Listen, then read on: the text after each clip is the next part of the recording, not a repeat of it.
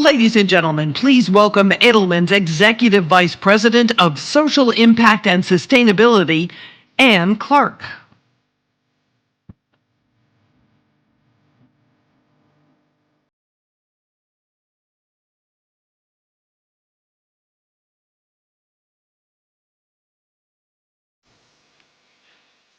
Water. We can't live without it. We can't grow food without it. Industries can't run without it. But our supplies of water are in jeopardy, in part because of extreme swings in weather caused by climate change. Parts of the world, including the American West, China, and Europe, have been enduring mega droughts. Crops are withering, and water sources are running dry. In other places, such as Pakistan, widespread flooding has cost thousands of lives, displaced millions of people, and destroyed vital food supplies. Water is all around, but none of it is potable. The solutions are not easy. They will require difficult choices, and they may cause hardship. We know they will be expensive and will take time. Meanwhile, the shortage of water will lead to competition, perhaps even conflict. So we asked the IWF membership to answer this question: should all government limit water consumption by citizens and industries? This is IWF Pulse results. 59% said yes, it's time, while 15% said no, not yet. This is the fun part. Let's hear what our panelists think. Our first guest has held leadership roles across American Water, the largest publicly traded water and wastewater utility company in the United States.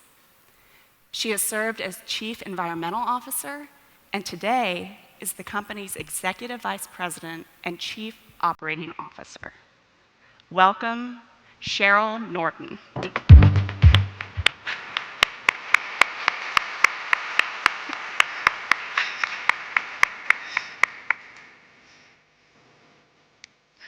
Also with us, the two-term president, or Sikyong, of the Central Tibetan Administration, known as the Tibetan government in exile. He is a senior visiting fellow with Harvard Law School's East Asian Legal Studies program. Welcome, Sikyong Dr. Lobsang Sangay.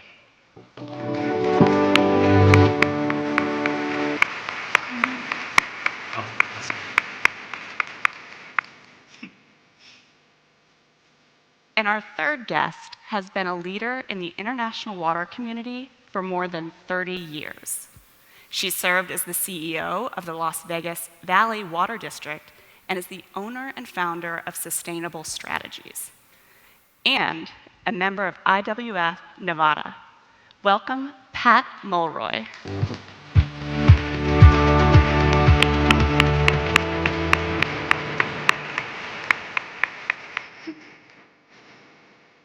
And before we begin, I want to remind our audience that you can submit questions to our panelists throughout this session. Simply open your IWF conference app, click on Agenda, and select our session, Clean Water. Then tap on Questions to submit your question. If you are an IWF member, make sure to also share which forum you're from. Now, let's get started.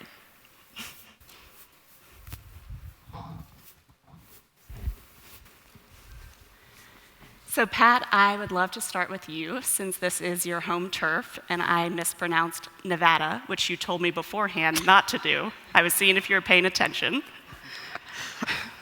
It's important. You have negotiated on behalf of Nevada, one of the states that draws water from the Colorado River, which is at historic lows. How dire is the situation in this region? Well, I've described it as standing on the ledge with your toes dangling over the end, right? We've been in the throes of this 22-year drought now, And the problem with it is that it's moving so much faster than any climate scientist predicted. It's not that we didn't expect what we're facing right now, it's that the pace at which it's accelerating is so much faster. We are looking right now, if we have a winter like last winter, and there is no change on the river in terms of being able to leave water behind in the reservoirs, by 2025, Glen Canyon Dam will stop generating electricity, and the Grand Canyon won't have any water, and that means Lake Mead's going to start crashing, and we're going to hit a point where we get to what we call dead pool, which is the very bottom of the reservoir, at which point nothing can go downstream, which means California, Arizona, and Mexico get nothing. So we are really at a crossroads, and the next 12 months are going to be incredibly critical that the states step up and are willing to make some substantial reductions in what they take from the river in order to protect the reservoirs and the system as a whole. Mm-hmm. And in follow-up, we know that states need to step up, but the federal government has also imposed restrictions. Now, the federal government's kind of a toothless tiger in this whole thing. I have to be very honest.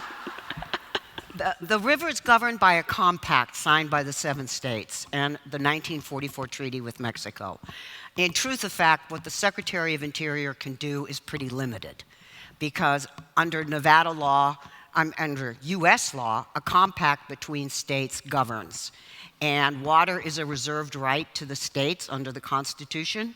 So that compact and the subsequent Boulder Canyon Project Act, Glen Canyon Project Act, various court cases, various agreements, dictate what the secretary can do.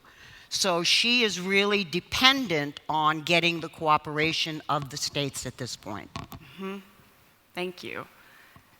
So in response to this, Cheryl, in Jackson, if we widen the aperture a little bit to look nationally, in Mississippi elsewhere, flooding has damaged and destroyed water infrastructure.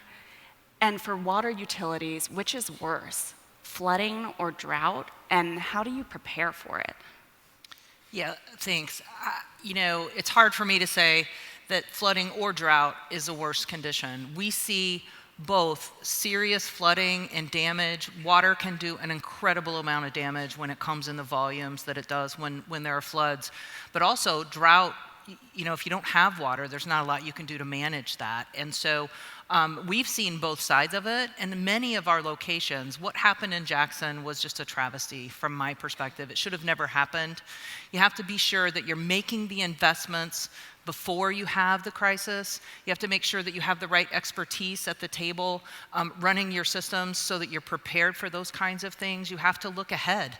And these 500-year floods now are happening, every 10 years or so. It's a huge problem that continues to get worse, and I would agree with Pat. I think it's gotten worse a lot faster than we expected it to, but we really are looking at systems where so when Hurricane Ida came through the New Jersey area, we had our largest treatment facility in New Jersey that had serious flooding. We had built a wall around our plant previously, and then we upped that wall by about 4 feet, literally within a year or two before that flood came through. And the floodwaters got up to halfway on the new part of the wall, indicating that we had done just enough in just enough time. 9 months later, we were dealing with water restrictions in that same system. So it's not just the flood or the drought situation. In a lot of cases, we're dealing with both. It's something we really have to talk about and be prepared for because it's coming. Mm-hmm. In a vicious cycle, it sounds like. Yes. So if we think about this on the global stage, then, Lobsang, please explain the vital role that the Tibetan Plateau plays in supplying Asia with water. And tell us what impact climate change is having there. Going from Nevada to the US as far as water crisis is concerned, globally, in 3 years' time, 2025, half the countries in the world will have shortage of fresh water. Mm-hmm. Now, in 2015, World Economic Forum did a crisis report, and they listed water as #1 crisis. So it's global. Right? Now, Tibet plays a vital role, and I'll try to show a slide here, because many of you know, we all talk about, Antarctic and Arctic as the first and second pole. But how many of you know Tibet is regarded as the third pole because you have the third highest reserve or largest reserve of ice on the Tibetan plateau? When the glaciers of Tibetan mountains melt, it forms rivers. And hence, Tibet is the source of major rivers of Asia. And if you look at it, Yangtze River, Yellow River, they are the lifeline for China. Yellow River is the cradle of Chinese civilization. It starts from Tibet. If you look at Mekong, Salween, Irrawaddy, lifeline for Burma, Laos, Thailand, Cambodia, whole of ASEAN countries. Brahmaputra, lifeline for Bangladesh, for northeast of India. And then if you look at Indus River and Satluj River, lifeline for India and Pakistan, all flow from Tibet. So Tibet is vital. Now, Tibet also acts as the water cooler of sort. Jet stream over Tibet affects summer of Europe and winter of North America as well. So it's all interrelated. Now, showing you the next slides. Now, look at these two pictures of 1921. Look at the snow that is there. And this is another picture of the same mountains in 2009. You see all the snow and the glaciers are melted. Now it's just water there. And then the glaciers of Tibet is melting so fast because of urbanization, Chinese migrants are moving in, because of industrialization, minerals are extracted, right? And the global warming or climate change. So hence, this is the source of water for whole of Asia. But it's melting so fast that it's disappearing. The previous slide that I showed you about Mount Everest, imagine Mount Everest without snow. Why I say this is, if you look at the Himalayas, some of the lower level mountains are without snow. So this is a real problem. Now, look at this map of picture of Yangtze River. This summer, it's drying up. It's a lifeline for China. So even the Chinese environmentalists are saying we should declare Tibet as a natural reserve, so that we can preserve Tibetan plateau for the sake of China and Asia. So hence, Tibet is vital as far as water is concerned. Absolutely. And I know we've touched a little bit on some of the challenges and giving you all a lay on the land, but I want to spend some time now on cooperation and competition. So heading to you, Cheryl, in your work, you sometimes approach water use on a regional basis. Are US states cooperating or competing? Yeah, I think we see some of both. The water industry is incredibly fragmented. There are over 50,000 water utilities across the US. When you compare that to the gas and electric utilities, there's only about 1,400 gas utilities across the US and about 3,800 electric utilities across the US. Fragmentation, inefficiencies as a result of fragmentation, a lack of expertise. It's really hard in a lot of locations to find certified operators. There needs to be consolidation for sure. And we find some areas where that works really well. We are a private utility, and for some communities, that's a good solution. For other communities, it may be working with rural water associations or municipal systems where they can bring all these systems together. But in many cases, people are very focused on the fact that water is a very local business, and they absolutely are opposed to looking at the solutions that make sense for them. It makes investment in infrastructure really challenging, and it makes the cost to those individual customers for small systems in particular very challenging. The other piece is the expertise part of it that I referred to earlier, and not just with certified operators, but as the regulations get more and more stringent, and as we find more and more capabilities around testing and understanding what chemicals are actually in the water driving contamination for us, those costs also have to be layered on. That expertise has to be thought of as well.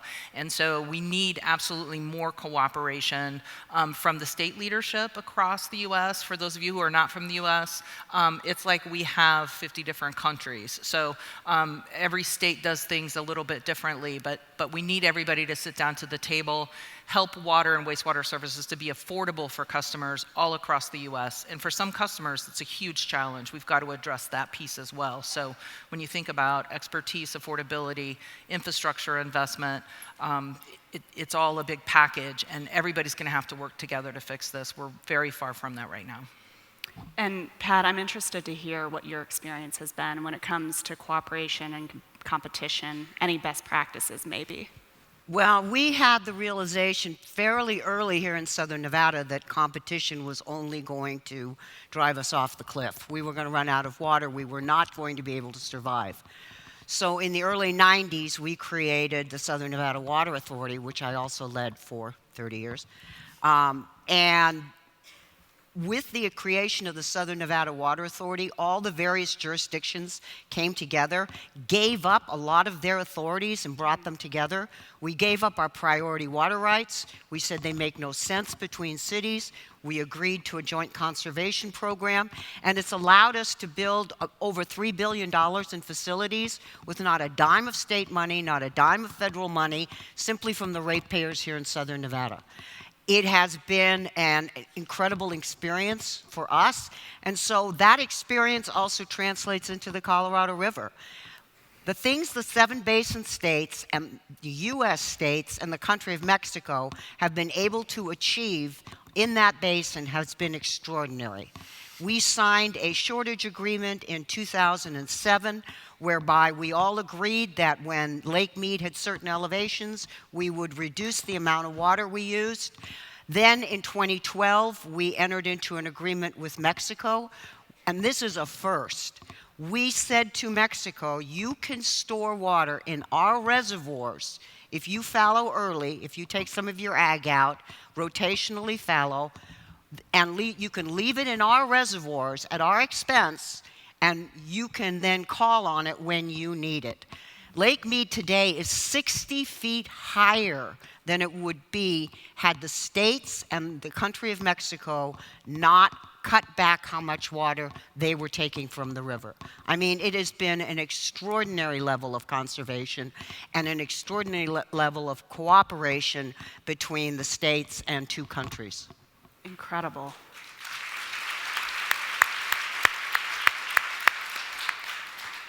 So let's talk about this on the international arena for a second, and competitions you've seen, Lobsang, among countries. We know that China already diverts water from the Yangtze and has plans underway to divert and store even more. How serious will the impacts be downstream? And do you think this could lead to conflict in the region? Whether there will be war over water or not, I think former UN Secretary General, as early as Boutros Ghali, Kofi Annan, Ban Ki-moon, all have said there is potential for war over water. Now, for example, diversion of Yangtze River in China is one case. China has 19% of the world population, but only 12% of fresh water, which means 400 to 5 million Chinese are already facing scarcity of fresh water.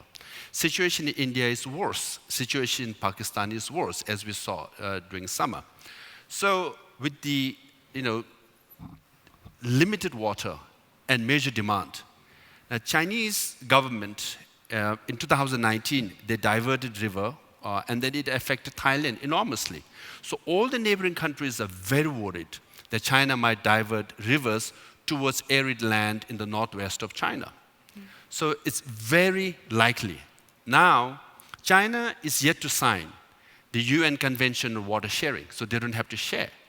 Now, what happens to hundreds of millions of people downstream? If the Chinese government diverts rivers upward and don't release it to downstream people, hundreds of millions of people in Asia will be impacted. As it is, 20% of the world population in that area, they rely on rivers from Tibet. and China controls those rivers. So it's a real issue. India is worried, all the neighboring countries are worried. Hence, there is a potential that conflict is very likely. And do you think it would benefit the international community to have some sort of body that adjudicates water rights on a global level? Is that a potential solution?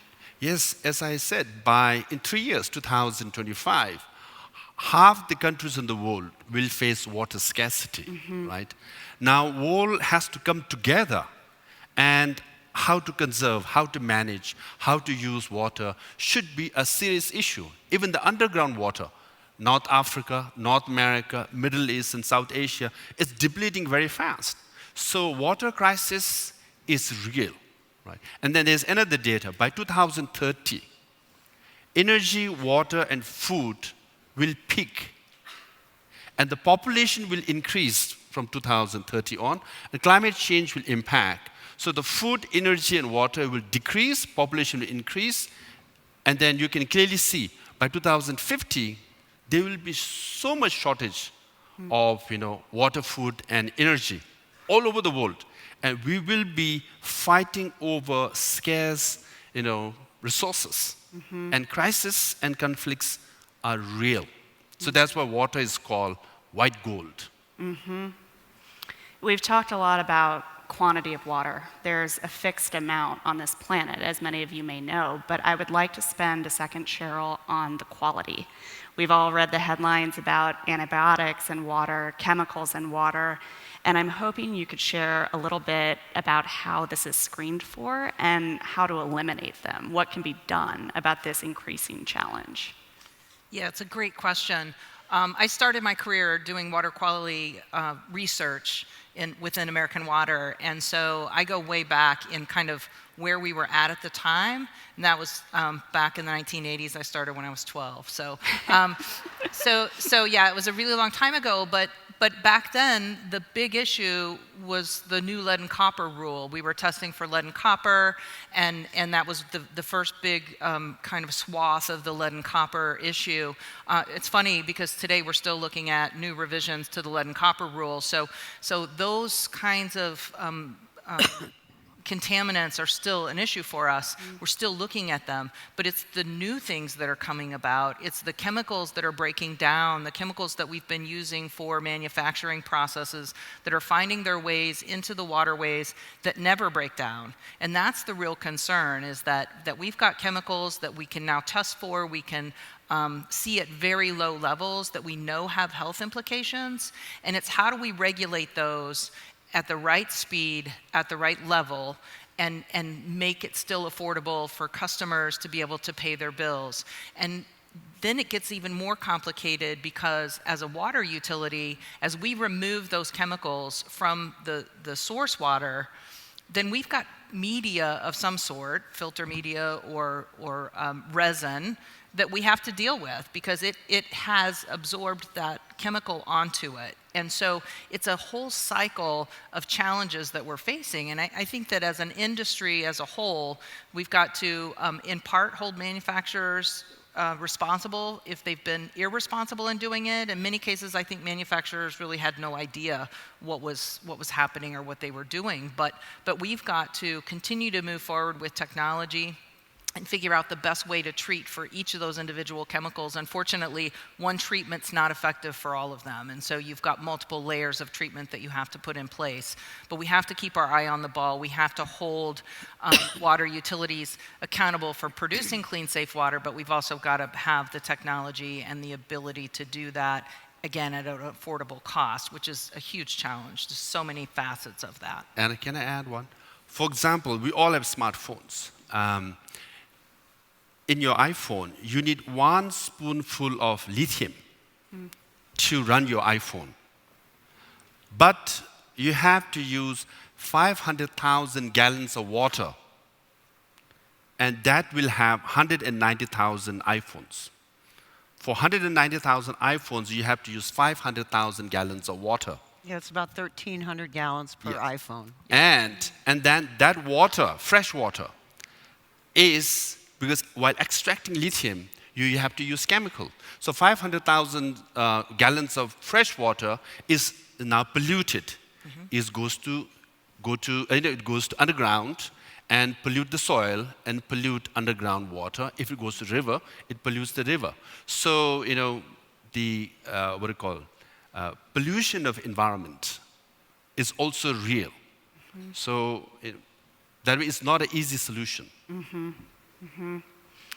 Speaking of solutions that are not easy, the American Society of Civil Engineers estimates that there is a water main break in the US every 2 minutes, and that 6 billion gallons of water is lost every day, and this is treated water.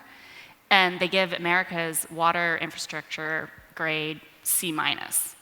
So Pat, the recently enacted infrastructure bill allocates $50 billion for investment in drinking water, wastewater, stormwater, single largest investment in water ever made by the US government. Is it anywhere close to what's needed, though? I think we need to put this in perspective. First of all, yes, there is a tremendous amount of water being lost, particularly in older cities. Here in Southern Nevada, we realized early on we can't go to our customers and say, we want you to conserve, and at the same time have a system that's a leaking sieve. So we've gotten our leakage where on the East Coast you can find communities with 40, even 50% leakage in their urban systems. We have less than 2% in our system. That's incredible. We have really cranked it down. And how much of that is a meter irregularity and how much of that is an actual leakage, I'm not sure we really have a grip on that. But the amount of money that's in that act, yes, in the aggregate, it sounds like a lot. But when you divide that by 50 states, and then you subdivide it by all the various water utilities in every one of the states, it becomes a drop in the bucket. It is going to have to be we've ignored water for so long. I mean, we build these systems and then we bury them. Nobody thinks about them, nobody pays attention to them, and in a lot of cities it's embedded in the city bureaucracy to where they're a department of a city and they have to spend their money in 1 year, and if they don't, it all goes back to the general fund. How do you plan maintenance on a utility with that kind of a, infrastructure around you, political infrastructure around you? There has to be a change in how water utilities are structured. Here in the West, we've got a lot more utilities that are autonomous. You can't take money away from us.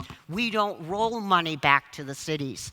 You can't touch those resources. And so it affords us the opportunity to be able to invest. People in the country are going to have to come to grips with the fact that just like their power bills went up 30 years ago, their water bills are going to go up. It's inevitable. Now, yes, we can go with our tin cups to the federal government and say, put money in this tin cup, but there's not going to be enough money to put in that tin cup. So it's going to require a recognition by communities how important their water resources and their water infrastructure is to that community and to the well-being of their citizenry, and have a willingness to create a political infrastructure around it that allows that money to be targeted and used and managed wisely, and then invest in the systems. And that's where Cheryl has an advantage. As an investor-owned company, they don't have to worry about that, right? They can manage their resources and do their preventive maintenance as needed. It's just as simple as all that, and it's time to just stop sugarcoating it and saying, this is what it is. And to that end, I'd be interested to hear your thoughts, cities, countries around the world. Who is doing this well? What is a bright spot that we can look toward for the future of water management control? Who has really had this together with a good plan? Well, there are a couple of places. There was a very progressive thing done in Louisville. They completely changed their structure. They were a city-embedded department, and they pulled their water and wastewater resources out of that structure and created an autonomous agency. You see it in Scotland, you see it in Louisville. It's starting to change on the East Coast. The West has had to come to grips with that much sooner because of the scarcity of the resource and the need to build the necessary infrastructure. But it's starting to happen all over the country, and quite honestly, look at Mekarot in Israel, right? You have one centralized national water agency that builds all the infrastructure for the entire country. They don't have little breakout utilities. So it can be done, it needs to be done, but the thing is, it's going to take some political courage, and that's where the rubber meets the road. Yeah, I agree, Pat. We've got to take the politics out of it. Got to take the politics out of it. Water and wastewater should not be political kind of chips, if you will, and communities have to have the courage to do that. Are there any that come to mind to you as a bright spot? Yeah, Louisville have been one. It's one of the best kind of municipal, quasi-municipal systems. They have significant. They do research, they do planning, they make sure. Cincinnati Waterworks is doing a really good job as well. There are several municipal systems that are doing a great job, but you have so many of them, way more than you can even imagine, that are more like Jackson, Mississippi, that are not making the investments, that they're just not being responsible, and they're not caring for their customers at all. And so we've got to take the politics out of that. You can't not invest because you don't want to raise rates because you've got an election coming up and you might not get reelected. It just well, to make matters worse, they didn't want to raise taxes, so they used water and wastewater rates as backdoor taxes. Yes. So if I go to many customers and I say, these are your utility rates, they're not taxes, they don't believe you. Right. They have figured out that they are being taxed for police and fire and parks and recreation and all other municipal services because no one wanted to raise taxes. And it became the convenient way to do it, putting up a smoke screen of this is what we're doing in water and wastewater when it wasn't really true. Right. And so the industry itself has lost a lot of credibility. If we stick on this theme of solutions, bright spots, I'm curious to understand, Cheryl, is water recycling and reuse a solution? And many in this audience are probably wondering, what about the ick factor of recycling and reuse? Yeah, it's absolutely a solution that we have to fully utilize, particularly in areas where we have such severe drought. So we're doing it very successfully and using water on the West Coast. It's much more accepted there. There are so many ways. A lot of times water that comes out of a wastewater treatment facility will be much higher quality than water that you would pull from a river. And so the treatment is incredible. There are ways to re-inject it back into the aquifer so that the earth naturally takes care of even additional cleaning of that water so that by the time you pull it out to treat it again for drinking water, again, it's cleaner than what you would pull out of a river, a stream, a lake, or anything like that. So it's absolutely going to have to be part of the equation. We're looking at a solution in our Monterey district in California where we think that recycled water is going to be about 40% of the water that we use in that community if we get all the approvals that we need. So it's going to be key for us. Well, here in Southern Nevada, we recycle 93% of all wastewater that hits the sewer. Which is awesome. And if yet, it hits the sewer system, it gets reused. yes. And yet, in some locations, we're hard-pressed to convince people to use it to water the golf courses. So there's a lot of education. There's a lot of work that still needs to be done. Particularly in the areas where they feel like they're water rich, but in the Midwest where they feel like they've got tons of water, the Mississippi River right now is at dangerously low levels. And so again, it's a problem that is coming and going, and in 6 months we could be flooded out there. Right. But so we've got to figure out what's that right baseline level of use. And clearly there are strategies that are working. I'm curious to understand to what extent, when you find something that's working, you have a pilot, it works, is it replicated in places around the world to break this idea that water is local, which we all know is a misconception? Yeah, I think we don't always learn as much from a global perspective as what we could. I think we've gotten a lot better at that. There are countries where desal is really embraced and utilized, and it's hugely effective. And we're a lot slower here to be able to get the approvals that we need to use it in a way that makes the most sense for those communities. It is an expensive proposition, but there are ways to reduce the cost. There are ways to blend it with other types of treatment to make sure that you're doing it at the right level. And so I think that that is a technology that we've learned about, but we just haven't actually embraced as much in the US as we could have. But you know, when you talk about globally, a lot of the issues globally are in some of the third world countries where they have no access to clean water or sanitation at all. And it's a real problem. But we're starting to see a lot of these NGOs that have adopted a much better approach. Instead of going into a community and putting a well in and saying, here you go, you've got water now. They go in, they make the community partners pay to be part of the project, and so they have ongoing costs, that community does. As poor as they are, they come up with the money, and then they teach them how to maintain those wells and how to take care of those facilities. It's been a huge change in the way things have happened in some of the really more challenged areas of the world, and I'm really excited. We support Water for People. There are several organizations that are doing this, but it's a really tremendous kind of effort that's making a difference. Mm-hmm. Yeah, I think there's one data that 75% of the population in the world by 2050 will have shortage of water in their homes. Mm-hmm. So it's real issue. Talking about desalinization, obviously Israel has been, it's in the midst of desert, but they have successfully desalinated water and sell it to all the neighboring countries. And the dripping system that they have has been very successful. But desalinization technology is very expensive.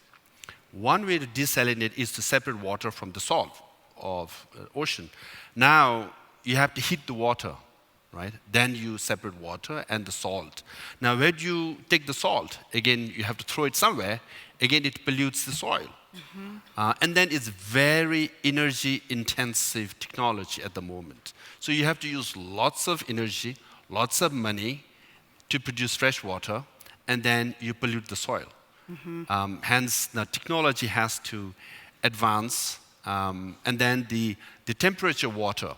Some areas you can do it more easily because water is warm. If the water is cold, then it takes much more energy. Again, it's very complicated, yeah. Yes. So I'm sorry to being the bearer of bad news, but by being the only man in the panel, maybe whole day, that was assigned to me, yeah.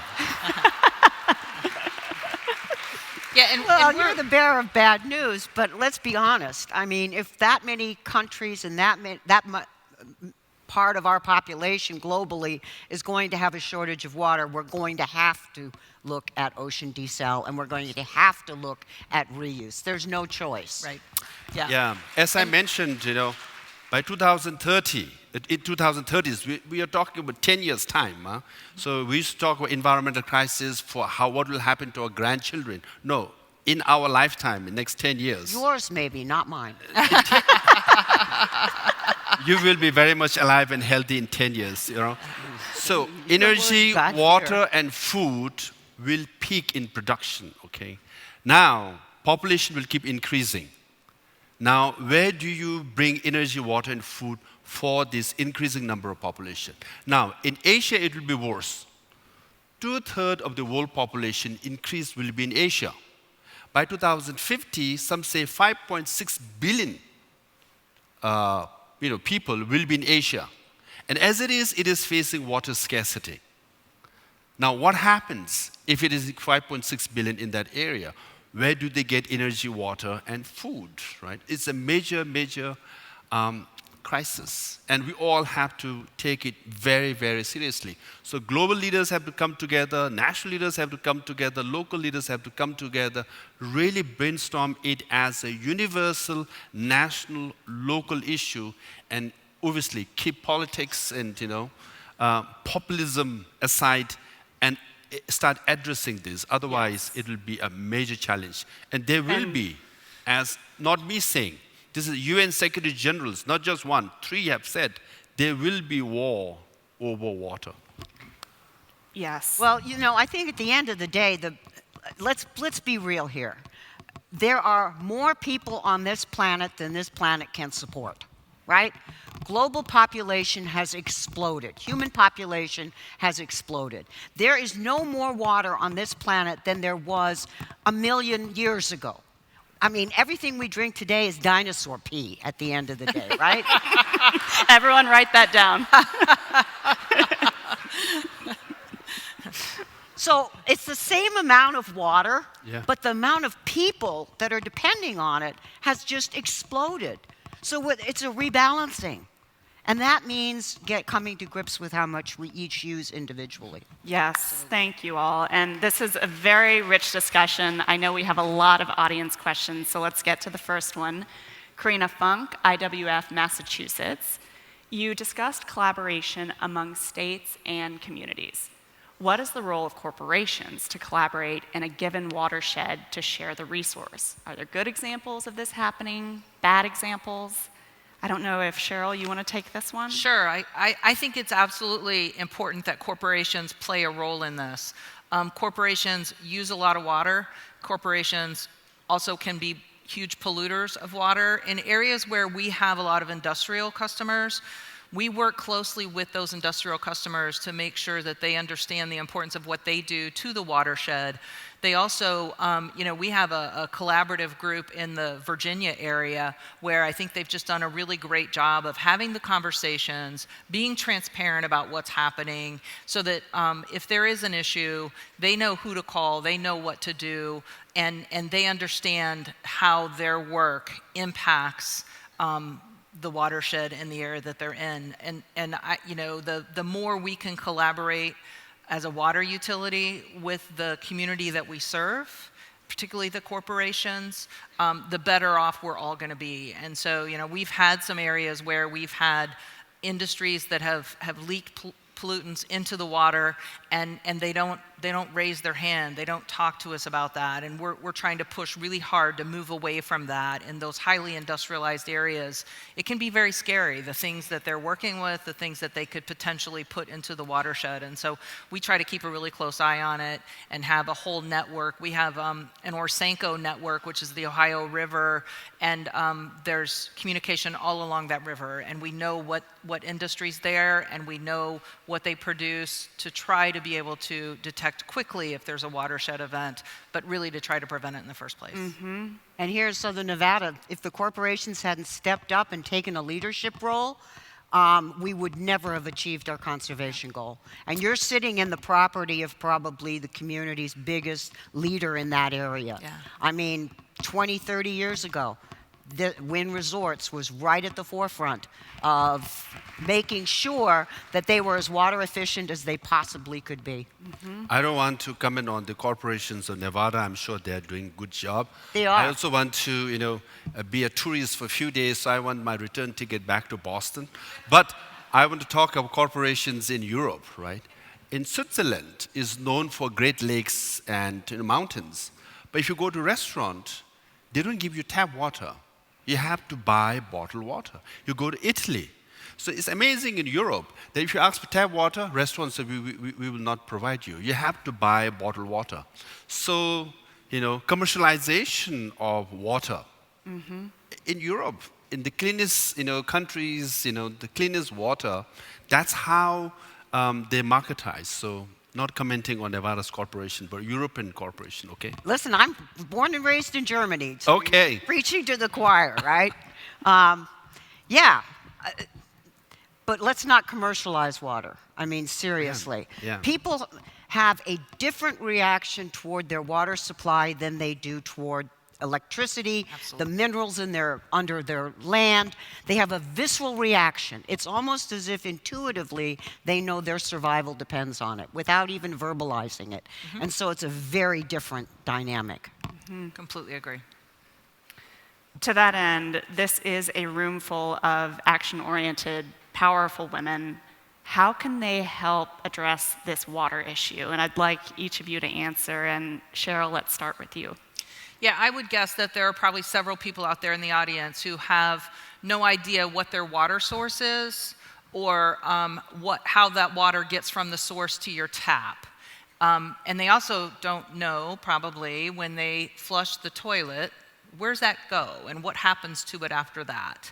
I would encourage all of you to start thinking about that as one of the most important resources and one of the absolutely most important utilities that you have, and learn more about your personal situation and how your community is investing in that to ensure that you are protected and that that system is sustainable.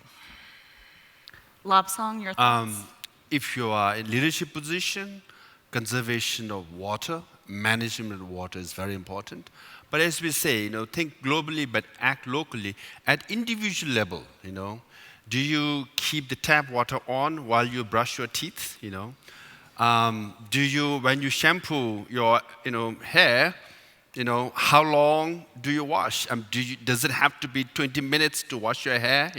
Can you do it in 3 minutes? Depends how long your hair is. Exactly.